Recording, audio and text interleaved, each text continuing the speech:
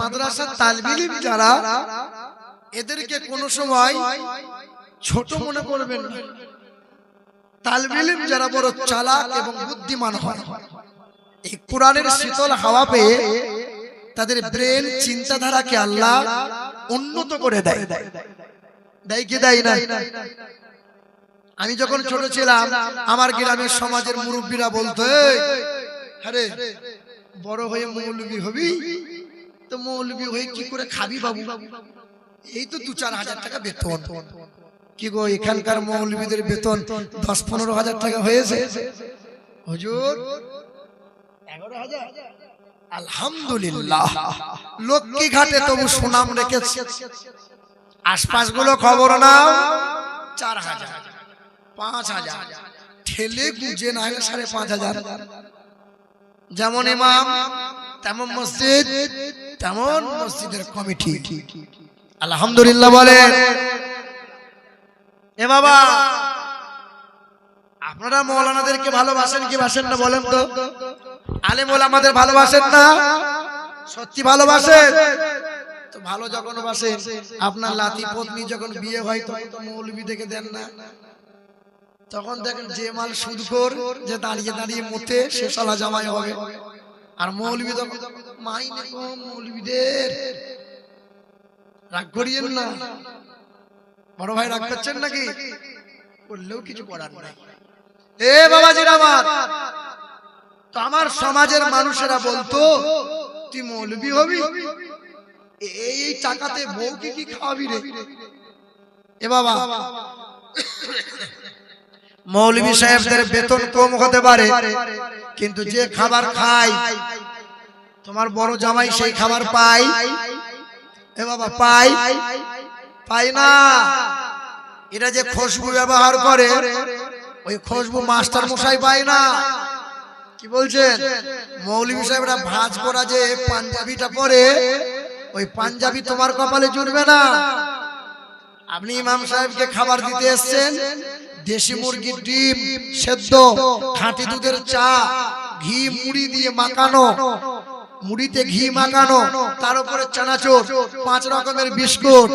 এ বাবা, ইমাম সাহেব আসসালামু আলাইকুম, এলেন, বলে রেখে দেন, যান বাড়ি গিয়ে। আপনার মতো বল চাচা তখন বলছে, হ্যাঁ গো সালমার মা, আমার চাটা কই? বলে লাল চাল লেরুয়া আছে, পারলে করে খাও। বলে মৌলবীর জন্য ডিম সেদ্ধ আর খাঁটি দুধের চা, আর আমার জন্য লেরুয়া, তুই মৌলবী হওনি কেন? এ বাবা, যাদের বুকে কোরআন আছে তাদেরকে কখনো সহজ ভাববেন না। তাদের প্রতি খোদার রহমত আছে না নাই? আছে না নাই? দেখবেন সমাজে কিছু কিছু মানুষ থাকে, মৌলবীদের খোঁচা মারে, আছে না নাই? ওর সামনে আসসালামু আলাইকুম হুজুর, আবার চায়ের দোকানে ওই মালটাই বলবে, হুজুর লয় রে খেজুর, হুজুর লয়। আছে না নাই বলেন? সমাজে এরকম লোক থাকে না? তো এক ভদ্র লোক 60 বছর বয়স, সবে চাকরি থেকে রিটায়ার হয়েছে, সবে চাকরি থেকে রিটায়ার হয়েছে, দিয়ে বাড়ি থেকে টুকটুক টুকটুক করে এসে ইমাম সাহেবের কাছে এসে, ইমাম সাহেব 10টা ছেলে নিয়ে কোরআন পড়াচ্ছিল। শুনছেন? ভদ্রলোকের বয়স কত? 60। তো ইমাম সাহেবের কাছে প্রশ্ন করবে, দিয়ে টুকটুক করে ইমাম সাহেবকে বলছে আসসালামু আলাইকুম। ওই দরজার সামনে থেকে বলছে, ইমাম সাহেব বলছে ওয়ালাইকুম আসসালাম। ছত্তরের বাপ, কি ব্যাপার? বলে একটা প্রশ্ন ছিল গো। কি প্রশ্ন? বলে আমি যখন ঘর থেকে বার হলাম, তখন আমার এই যে, তখন আমার ঘড়িতে বাজে 8টা। শুনছেন? তখন আমার ঘড়িতে বাজে কটা? 8টা। এখন মসজিদে আপনার কাছে এলাম, এখন বাজছে 10টা। কতক্ষণ সময় লাগলো? 2 ঘন্টা। তা 2 ঘন্টা যদি আসতে সময় লাগে, তাহলে বলুন তো মৌলভী সাহেব আমার বয়স কত? এটা অঙ্ক নাই? পুত্রের বয়স এত হলে পিতার বয়স কত? আছে না নাই? কি যে অঙ্কটা ছিল, পিতা পুত্রের অঙ্ক গো। পিতার বয়স অমুক হলে পুত্রের বয়স এত, এটা অঙ্ক ছিল। মানে চাকরিওয়ালা লোক তো সারা জীবন এইরকম, রাগ করিয়েন না কেউ। 60 বছর বয়স, কাজ নাই, ইমাম সাহেবকে খোঁচা মারতে এসছে। ইমাম সাহেব বলেন তো বয়স কত? ইমাম সাহেব সাদা সিধে মানুষ, তা ইমাম সাহেব বলছে এই প্রশ্ন কি জবাব দেবো বলো দেখিনি। দেখলো মৌলবীদের বুদ্ধি নাই গো, মৌলবীদের বুদ্ধি খুব কম।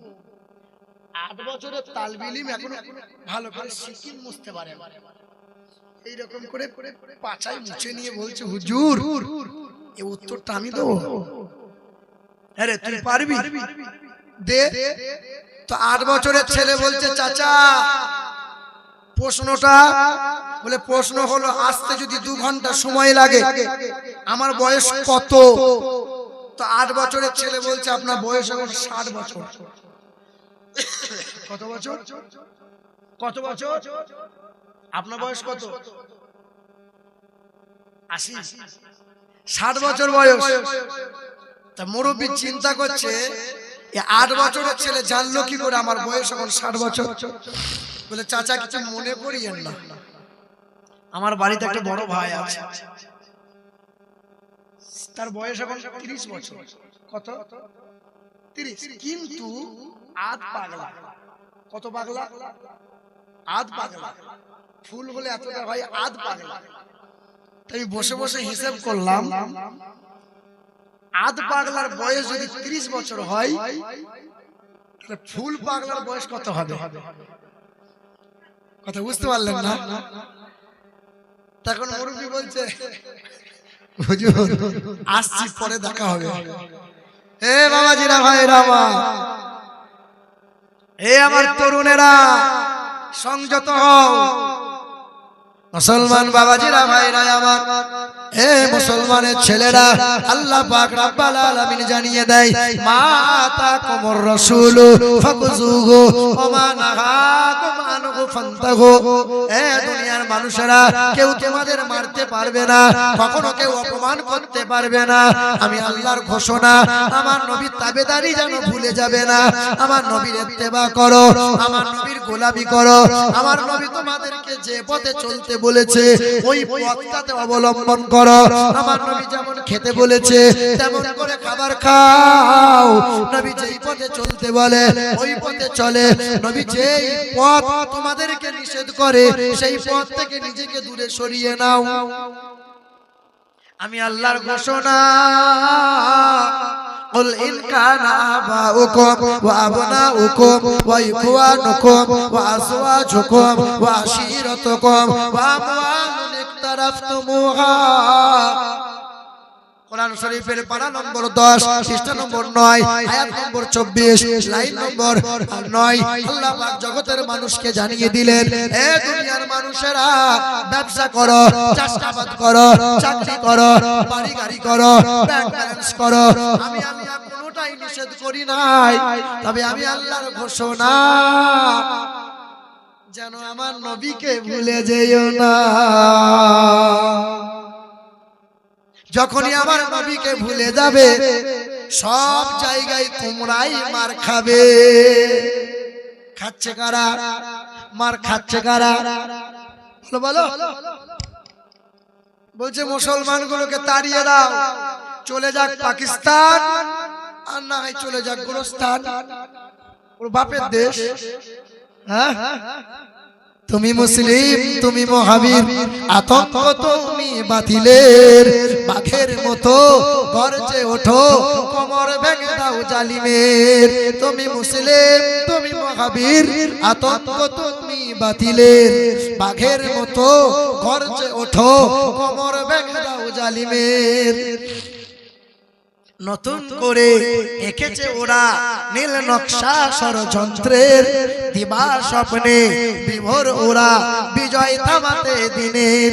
ওরা জানে না আমাদের ইতিহাস, আমরা সৈনিক রাসূলের। জোরে হলো না? এই দেশ তোমার আমার মুসলমানদের অবদান সবচেয়ে বেশি আছে না নাই বলে? এই দেশের মাটিতে সর্বপ্রথম জয় হিন্দ এই স্লোগান দিয়েছিল যে মুসলমানের ছেলে সে, নাম তার আবিদ হাসান। এই দেশের মাটিতে সর্বপ্রথম বলেছিল ইনকিলাব জিন্দাবাদ। মুসলমান ছিল, নাম হযরত মৌলভী মুহানি। এই দেশের মাটিতে সর্বপ্রথম বলেছিল গো ব্যাক, ইংরেজদের বিরুদ্ধে আন্দোলন করেছিল ভারত ছাড়ো। এই স্লোগান দিয়েছিল যে মুসলমানের ছেলে সে, নাম তার ইউসুফ মেহের আলী। দেশের মাটিতে সর্বপ্রথম বলেছিল সারে জাহাঁ সে আচ্ছা হিন্দুস্তান হামারা। এই গান শুনিয়েছিল যে আল্লামা ইকবাল মুসলমান আল্লাহর বান্দা সে। এই দেশের মাটিতে এখনো হিন্দু ভাইদের বিয়ের অনুষ্ঠানে সানাই বাজানো হয়, হয় কি হয় না? ওই সানাইটাকে জিজ্ঞাসা করবে যে এই ভারতে সর্বপ্রথম সানাই বাজানো শিখিয়েছে কে? নাম আসবে মুসলমান, নাম তার বিসমিল্লাহ খান। এই দেশের মাটিতে সর্বপ্রথমে তবলা বাজানো শিখিয়ে দিয়ে গেল যে মুসলমানের ছেলে সে, নাম তার জাকির হোসেন।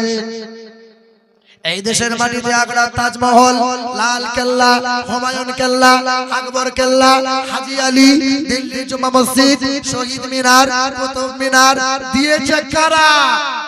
আমাদের বাপ দাদু মুসলমান যারা।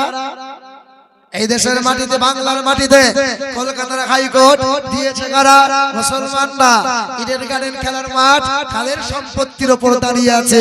মোহনবাগান খেলার মাঠ মুসলমানদের জায়গায়। রাজভবন দাঁড়িয়ে আছে মুসলমানদের জায়গায়। 14 তলা নবান্ন দাঁড়িয়ে আছে মুসলমানদের জায়গায়। নেতাজি সুভাষ চন্দ্র বিমানবন্দরে 86 বিঘা সম্পত্তি, টালিগঞ্জ শহরে 382 বিঘা জায়গা, গোটা শহরময় এইরকম মুসলমানদের ওয়াকফের জায়গা আছে না নাই? মুসলমানরা চলে যাবে। দেশটা নাই তো কারো বাপের ভিটা, করিবে মন চাহিলেই যখন যেটা। দেশটা নয় তো কারো বাপের ভিটা, করিবে মন চাহিলেই যখন যেটা। দেশটা লক্ষ মায়ের ইজ্জতেরই দামে কেনা, মাটিতে মিশে আছে লাখ শহীদের রক্ত কণা। শহীদের রক্তের দামে কেনা মদের সোনার ভিটা, শহীদের রক্তের দামে কেনা মদের সোনার ভিটা। তবে কেন অভ্যাস হলো বিদেশিদের চরণ চাটা? এদেশের মাটি হতে গন্ধ আসে ওই কালেমার, এদেশের আকাশ ছুঁয়ে রয় দাঁড়িয়ে কত মিনার। এদেশের মাটি হতে গন্ধ আসে ওই কালেমার, এদেশের আকাশ ছুঁয়ে রয় দাঁড়িয়ে কত মিনার। আজানের সুরে সুরে জীবন যাদের বেড়ে ওঠা, আজানের সুরে সুরে জীবন যাদের বেড়ে ওঠা। এই দেশে জালিমদের এত কেন ঘন ঘটা? দেশটা নয় তো কারো বাপের ভিটা, করিবে মন চাহিলি যখন যেটা। জোরে বলে নারে তাকবীর, নারে রিসালাত, ইয়া রাসূলুল্লাহ। মুসলমান ভাইরা আমার, এই আমার নওজোয়ান যুবকেরা, বলে দিই এই 7 মাস আগের ঘটনা। পশ্চিম মেদিনীপুরের দাসপুরে এক ঘটনা ঘটেছে। দাসের ঘরের ছেলে, এই যে দুর্গা পূজা গেল না, দুর্গা পূজা মোটামুটি 5 মাস হবে। গজল তো শোনাবো হবে, তবেই তো কমিটি আল্লাহ চালাচ্ছে, তাই চলছে। কমিটি লোকের আবদার আছে, অনেক আবদার। কত বাবাজিরা আমার, এই তো দাসপুরে পশ্চিম মেদিনীপুর দুর্গাপূজা হলো না। এই দুর্গাপুজো করবে এক দাসের ঘরের ছেলে। ছেলে শিক্ষিত, ডবল এমএ কমপ্লিট। এই ছেলেটা দুর্গাপুজোর যত মন্ত্র আছে সব মন্ত্র মুখস্থ করেছে। তার মনে স্বপ্ন আশা যে বামন দিয়ে আর পুজো করব না, পুজোটা আমি করব। দাস মানে নিচু জাত, দাস মানে নিচু জাত। দাসের ঘরের ছেলে মন্দিরে উঠে গেছে, এবার পুজো টুজো করবে। ব্রাহ্মণরা একজোট হয়ে ছেলের হাত ধরে নামিয়ে দিয়ে বলল, নিচু জাত নিচেই থাকবি, মন্দিরে কোনোদিন উঠবি না, মন্দির তো বামুনদের জন্য। ছেলেটার মনে বড় কষ্ট হলো যে আমার ধর্মে উঁচু জাত নিচু জাত আছে, আমার ধর্মে কালো বর্ষা আছে, আমার ধর্মে গরিব ধনী আছে, কিন্তু ইসলাম ধর্মে তো নাই। মসজিদের সামনে দাঁড়াইলো, মসজিদের সামনে দাঁড়িয়ে দেখে সব কাতারে কাঁধে কাঁধ মিলিয়ে নামাজ পড়ে। মাস্টার নামাজ পড়ে, তো মাস্টারের পাশে ছাত্র দাঁড়িয়ে কাঁধে কাঁধ মিলিয়ে নামাজ পড়ে। উকিল নামাজ পড়ে, তো মাঠে ঘাটে কর্মচারীও নামাজ পড়ে। আর রাজমিস্ত্রি নামাজ পড়ে, তো কাঁধে কাঁধ মিলিয়ে ব্যারিস্টার নামাজ পড়ে। হিন্দু ঘরের ছেলে, ডাবল এমএ কমপ্লিট ওয়ালা ছেলে। এই ছেলেটার মনে বড় আশা যে যে ধর্মে জাতপাতের বিচার নাই, আছে আছে, গরিবের ছেলে যদি হাফেজে কোরআন হয় আর ওই ছেলে যদি যোগ্যতা অর্জন করে, গ্রামে ইমামতি করতে পারবে কি পারবে না? হাফেজ হলে রমজান মাসে তারাবি পড়তে পারে কি পারে না? আপনার গরিব মানুষ পরের বাড়িতে কাজ করেন, আপনার ছেলে যদি আলেম হয়, যোগ্যতা থাকলে পরে মক্কা মদিনায় ইমামতি করতে পারে। জোরে বলেন ঠিক কিনা? ঠিক। এ মুসলমান, এই দাসের ঘরের ছেলে বলল, আমার ধর্মে চলবে না। পৃথিবীর জমিনে এইরকম মানবতা ভালোবাসা দিয়ে গোটা বিশ্বের কোনায় কোনায় ইসলামের শীতল হাওয়া মুসলিমদের হৃদয়ে গেঁথেছিল, আর দিকে দিকে কালেমা পড়ে মুসলমান হয়েছে। দাসের ঘরের ছেলে ইমাম সাহেবকে বলল, হুজুর আমাকে একটু আরবি পড়া শেখান। বলে, বাবা রাতের বেলায় আসিস, গোসল টোসল করে রাতের বেলায় চলে আসে। রাতের বেলায় ছেলেটা আসে, ইমাম সাহেবের কাছে এসে আলিফ বে দিয়ে শুরু করে। 3 মাস পড়েছিল কোরআন, কোরআন পড়া শিখলো। শিখার পরে কোরআন রিসার্চ করছে যে আমি যে বেদে দুর্গা পূজায় যে আমি যে মন্ত্র পাঠ করেছি, মানে শিখেছি, যা শিখারে আল্লাহর নবী মুহাম্মদ সাল্লাল্লাহু আলাইহি সাল্লামের নাম উচ্চারণ করা।